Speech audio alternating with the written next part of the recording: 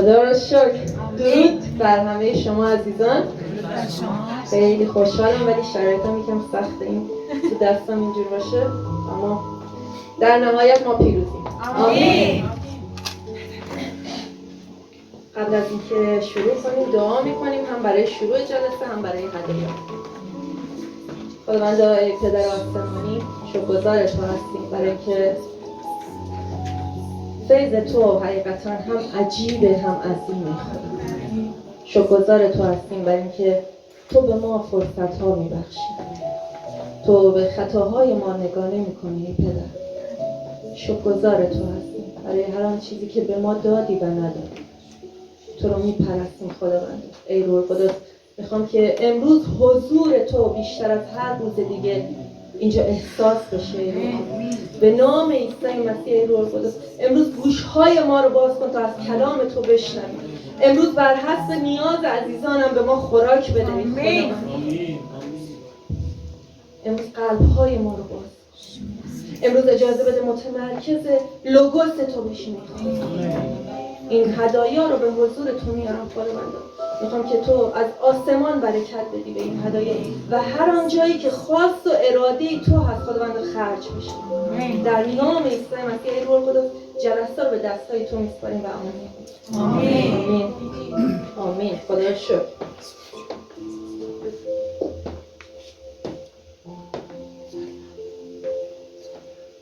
خب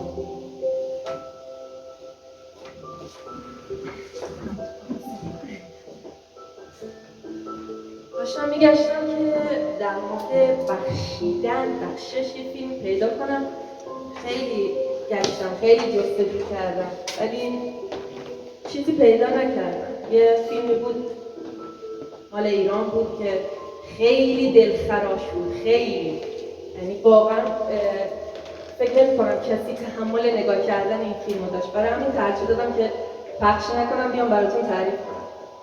فیلم در مورد اعدام یه پسری بود، پسر جوان، فکر کنم سرباز بود، 18 ساله، که مسکن زده بود حالا توی شوخی، حالا هر چی دستشو کشته بود و پدر مادر مقتول می‌خواستن که این پسر قصاص بشه و روز اعدامش رسیده بود.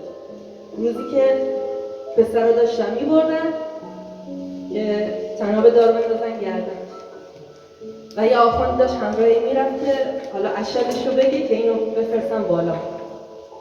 از اون طرف توی اتاق نشون داد که پدر مادر مقتول نشستن، پدر مادر قاتل جلوی پای اونا زانو زدن و خیلی زجه میزدن، التماس میکردن، میگفتن بزن کف پاتو ببوسم، فقط بچه منو ببخش. و جالبه که وقتی میگفت بچه منو به من بده، اونم میگفت تو هم بچه منو گرفتی، تو هم بچه منو. و اون شخصی که اونجا بود داشت نظارت میکرد، حالا شاید نمیدونم ناظر بود، حالا هرچی، هیچ چیزی نمیگفت، فقط ایستاد که اینا با هم صحبت کنن. و این مادر به حدی زجه زد، این پدر به حدی زجه زد و از اون ور نشون داد که تناب دار داشتن مینداختن گردن پسره که پسر رو بالای دار ببرن. همون لحظه پدر پسر عکس پدر مقتول عکس پسرش رو دستش گرفت و بخشید. آمین. هللویا. و زمانی که بخشید اینقدر گریه کرد پدر مقتول، زجه میزد بلند بلند، اسم پسرش رو صدا میزد. خیلی سوزناک بود، خیلی دردناک بود ولی خیلی جالب. اینکه تو وقتی میخوای ببخشی هم درد میکشی. خیلی وقتا ما میخوایم ببخشیم ولی زجه میزنیم، نمیتونم. چجوری میشه فراموش کرد؟ مگه میشه این بلاها رو سر من آورده من ببخشم؟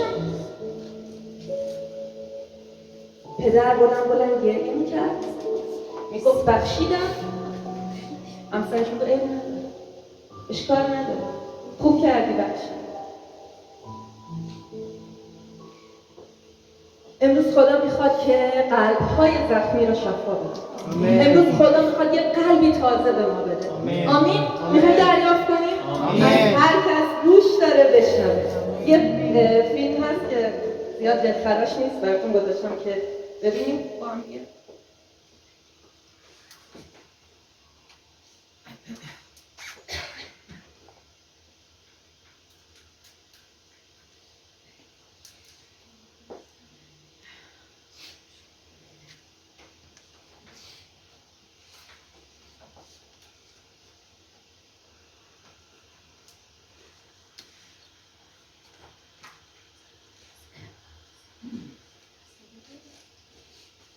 Mr. Ridgway, how do you plead to the charge of aggravated murder in the first degree as charged in count 1 for the death of Wendy Lee Cockfield? Guilty. How do you plead to the charge of aggravated murder in the first degree as charged in count 2? Guilty. Guilty. Guilty. It's like he didn't have any remorse at all for what he had done. You know, he killed so many people, he didn't remember who they were, what they looked like. I just couldn't believe that somebody could kill all those people and not remember them. Neither could the angry relatives of his victims, who were invited to speak in court when Ridgway was sentenced to life without parole on December 18, 2003. You had said your memory, when it comes to all of the women you took, was gone. Our memory is not. In your words, you said that they didn't mean anything to you, but she meant everything to us. She was a mother, she was a wife, she was a sister, and we miss her. Gary Ridgway sat there stone-faced as victims' relatives damned him and mocked him. He's an animal. I wish for him to have a long, suffering, cruel death. He's gonna go to hell and that's where he belongs. But then the emotionless facade finally cracked when the father of one of his victims appeared to surprise him with a dose of human kindness. Mr. Ridgway, there are people here that hate you. I'm not one of them. You've made it difficult to live up to what I believe, and it is what God says to do, and that's to forgive. You are forgiven, sir.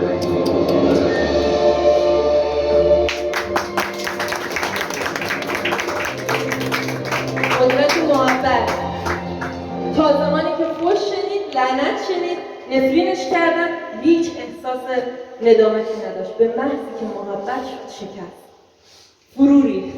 این قدرت محبت. آمین؟ آمین. همه ما ممکنه از یه سری اشخاص، نزدیکترین اشخاص، ضربه ها خورده باشیم، نامهربانی ها دیده باشیم، بی‌معرفتی ها دیده باشیم و بارها و بارها نشستیم با خودمون چک کردیم. چرا؟ چیکار کردم؟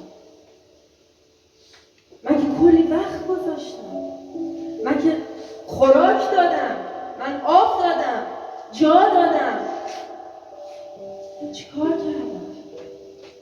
آیا حق من این بود؟ من محبت کردم که این بشه؟ و بارها و بارها چرا؟ شب تا صبح نمیخوابی فکر میکنی چرا؟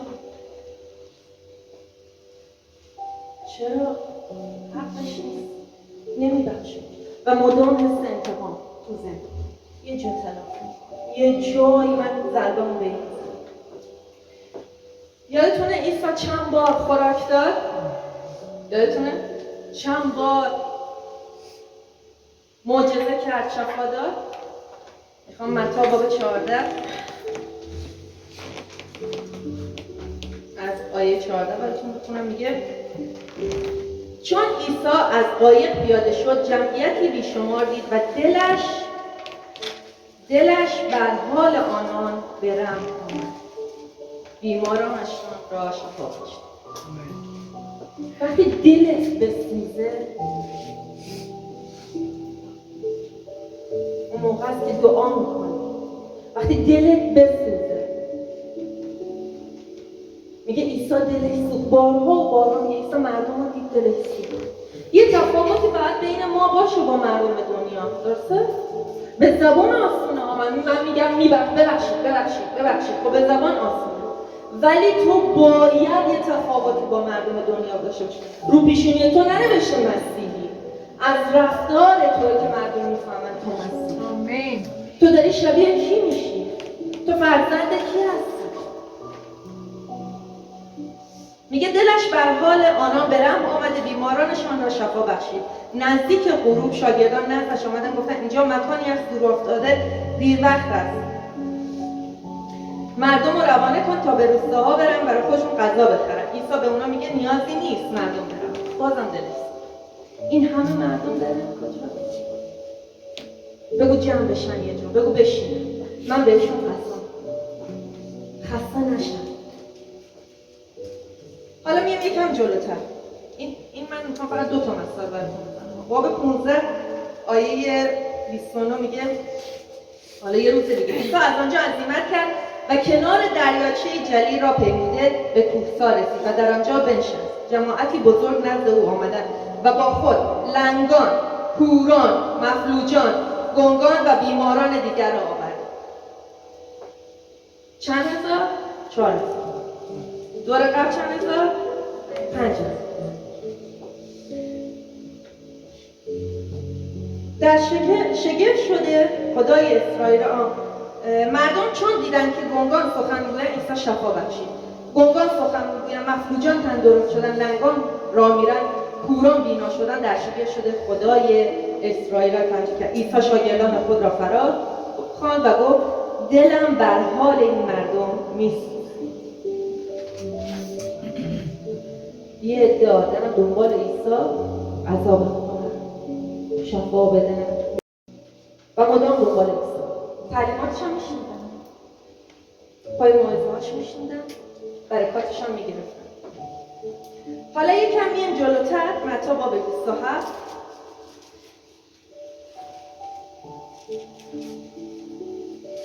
آیه 21. عیسی رو اومد گفت که یا عیسی میتونه اعدام بشه، اگه نه که عیسی رو آزاد میکنیم. ببخشید یه زندانی خیلی بد ناجور اونو میتونیم آزاد کنیم. میگه حالا موقع چی بشه، میگه که چون والی پرسید کدام یک از این دو را برای تو آزاد کنم؟ آیا عیسی که به تو غذا داد، که تو رو شفا داد، که به تو خوراک داد، به تو جا داد، که به تو تعلیم داد، به تو روش زندگی یاد داد، یا اون باراباسی که 1001 کار کرده؟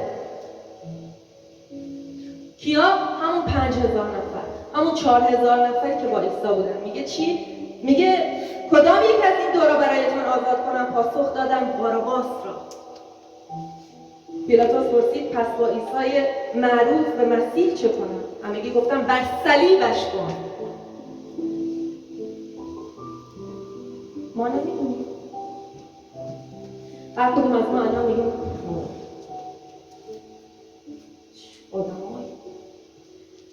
پیلاطوس پرسید چرا؟ چه بدی کرده؟ اما آنها بلندتر فریاد دادن بر صلیبش. روزی اومده که همون مردمی که شفا رو دریافت کردن، غذا خوردن، الان تو چشم عیسی با وقاحت نگاه می‌کنن میگن مصلوبش کن. تمام بدنش رو کرم گرفته بود، عیسی شفا داد. ترد شده بود، هیچ کس اونو محل نمیذاشت. عیسی اونو شفا داد، هویت بخشید، آورد. مرده زنده کرد. عزیزت مرده بود، عیسی زنده کرد. تو چشمش نگاه میکنی میگی مصلوبش کن. وقتی با عیسی مسیح، کی میتونه از عیسی ایراد بگیره؟ کی میتونه بگه عیسی اشکال داشت، یه جای کارش میلنگید؟ وقتی با عیسی مسیح این کار کرد چه انتظاری هست؟ ممکنه بگید خب اون عیسی بود، اون خدا بود، من که خدا نیستم، من انسانم. اما آیا تو قرار هست شبیه به عیسی بشی یا نه؟ تو قرار هست که در همونجور که در جلال عیسی شریکی، در رنج‌های عیسی هم شریک باشی یا نه؟ باید از خودت بگذری، باید ببخشی.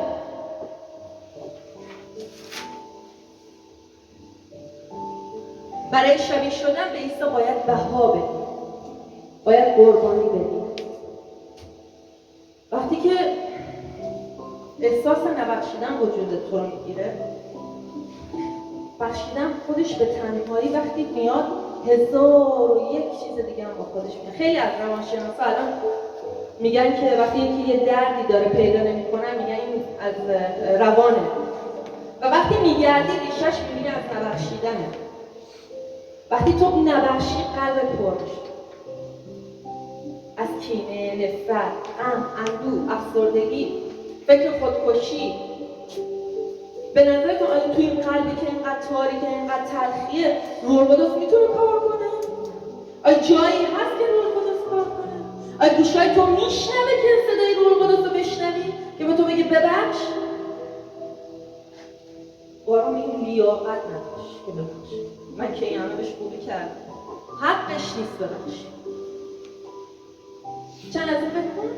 آیا ما حقمون بود بخشیده بشیم؟ با اینکه بخشیده شدیم باز هم بارها و بارها دل عیسی رو میشکنیم. باز هم بارها و بارها شاید به زبون اولی با رفتار میگه مصلوبش کن که نبینه.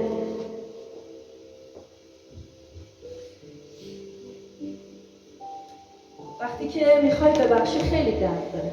اون پدر وقتی بخشید خیلی گریه کرد، بلند بلند.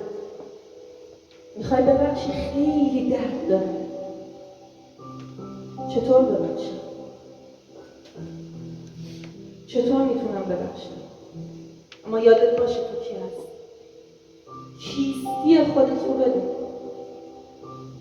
تو فرزند پدری هستی، فرزند پادشاهی هستی که خیلی سخاوتمند. فرزند پادشاهی هستی که محبتش ورد زبون همه است. و تو داری تو دستهای اون پادشاه که پدر توی تربیت میشی. آمین؟ پدر داره تو رو تربیت. بارها شده بچه‌هامون اشتباه میکنن، بهشون میگیم این درستش اینه. دوست نداره درستش انجام بده ولی مجبور میشه انجام بده و یاد میگیره و طعمشو میچشه.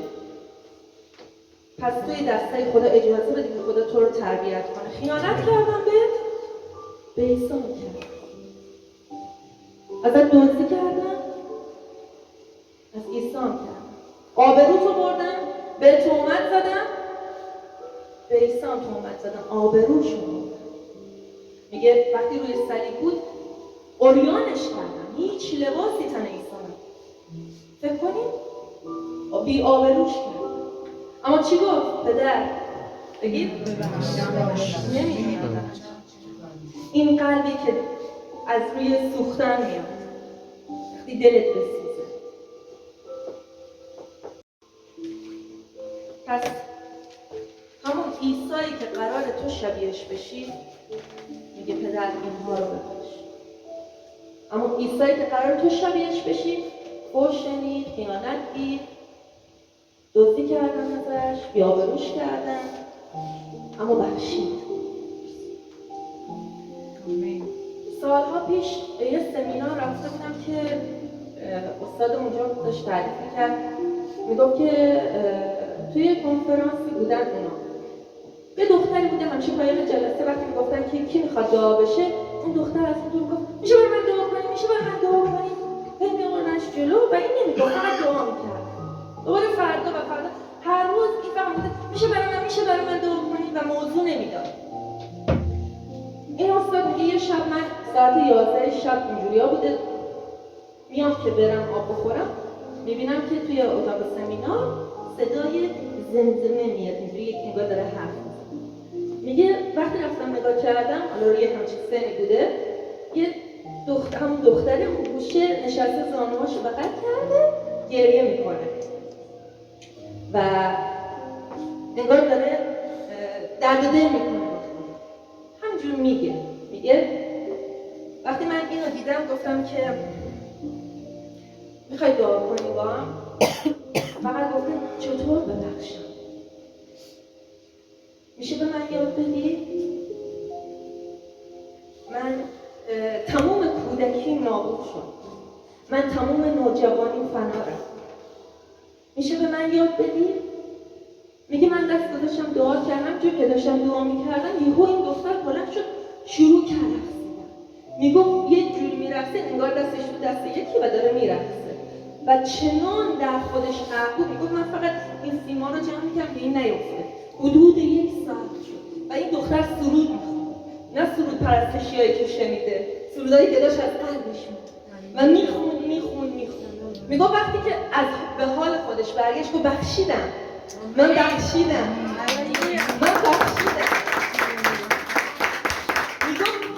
سن خیلی کم از کودکی پدر و برادران این دختر به این تجاوز میکرد و تمام کودکی و نوجوانی این دختر رو گرفتن. میگفت هیچ وقت فکر نمیکردم، چون من افسرده بودم، چون من طرد شده بودم، چون فکر می‌کردم وقتی نزدیکترین اشخاصی که میتونن پناه من باشن، پناهگاه من باشن، این رفتار رو داشتن، من کی میتونه من رو دوست داشته باشه؟ و عیسی اونو ملاقات میکنه، به اون یه قلب تازه میده. عیسی امروز میخواد به تو قلب تازه بده. آیا عزیزتو کشتن؟ آیا بهت این تجاوزا شده؟ ممکنه بگی نه به این شدت، ممکنه باشه. هر چقدر باشه باید ببخشی. تمام کودکی و جوانیش تمام شد. عزیزشو کشتن. بخشید.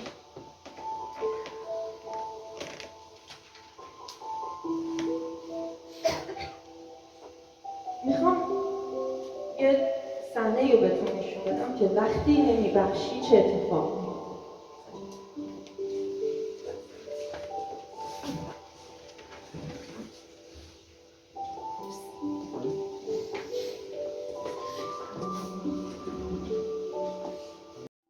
ما هیچ وقت که از غریبه‌ها ضربه نمیخوریم، درسته؟ چون از غریبه تو انتظاری نداری. اصلا هیچ وقت ازش ناراحت نمیشی. همیشه از خودی و آشنا و نزدیکترین کساست که تو میرنجی. نزدیکترین کسی، میخوام فکر کنم کی به تو ضربه زده؟ الان اون رو تجسم کن توی ذهن. از اون کسی که توی قلبت احساس میکنی نمیتونی ببخشیش. ضربه زدن، نبخشیدن، سجده.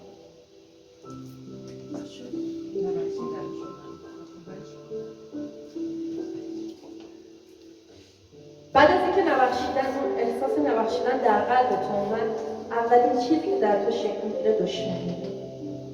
چون تمام وجود تو از اینکه تو بخوای انتقام بگیری و مدام با اون میجنگی توی ذهن، توی مغز و بعد افسرده میشی. افسرده همین چراها. چرا من؟ میشینی قصه افسرده میشی. یه احساس خیلی اینجوری کن دیگه نمیخواه بگیم، من میذارم واقعا ببینیم این شاید الان فیزیکی ما داریم میبینیم ولی حقیقته. یه احساسی هست به اسم خشم که وقتی این خشم میاد دیگه هیچ چیزی جلودار نیست، اصلا نمیتونی که یه بحثی میاد جلوی چشات.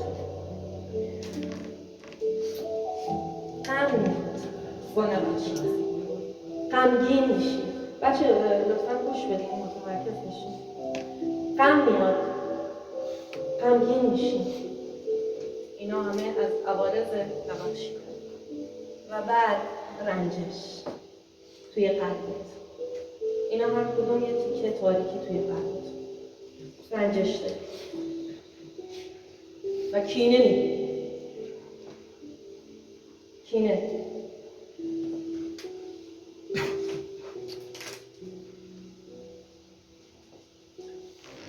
نفاق، غیبت، از همه بدتر. هر جا نشستی میخوای بگی.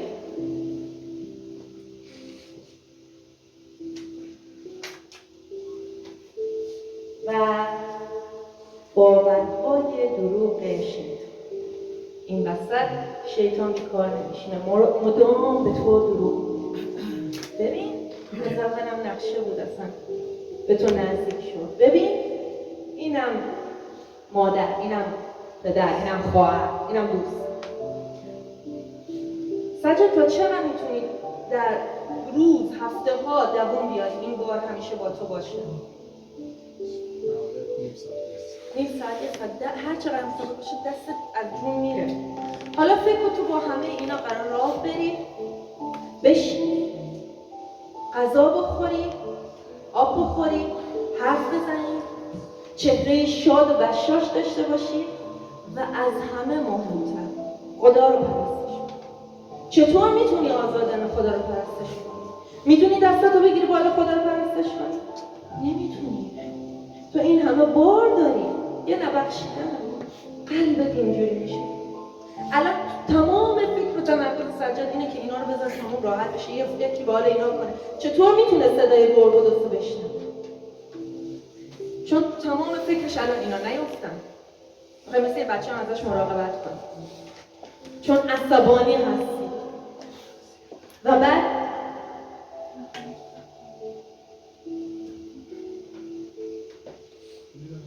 بعد عیسی مسیح اینجا هست.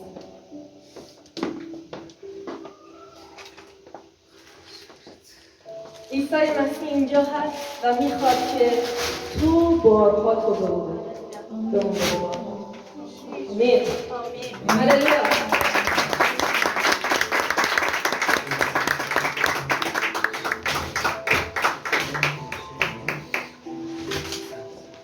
چند لحظه چشماتو ببندی. چند لحظه چشماتو ببند.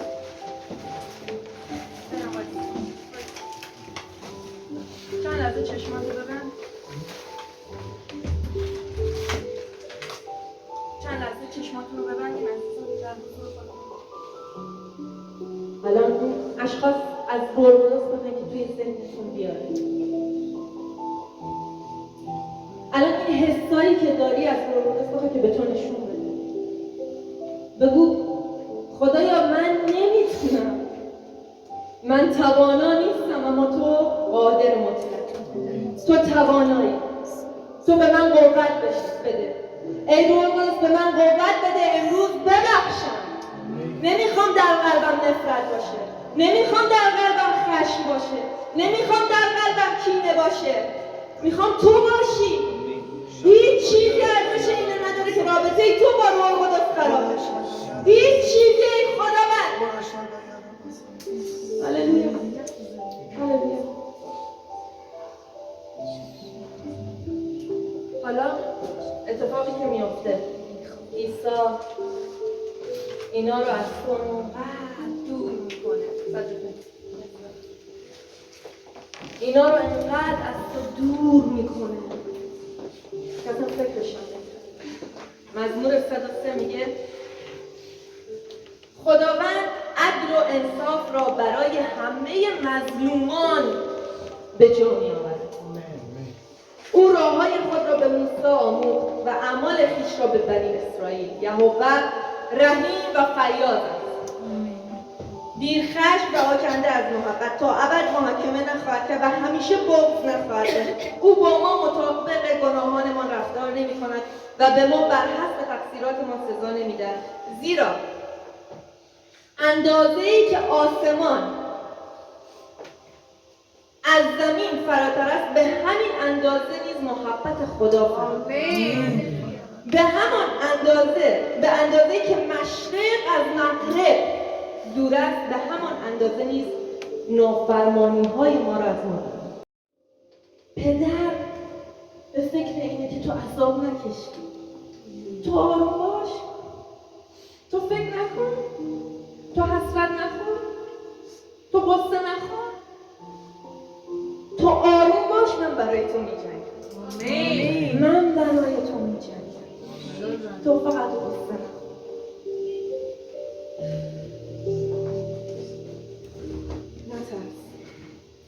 نترس، چون تو تنها نیستی. آمین. نترس، چون خدا با توه. آمین.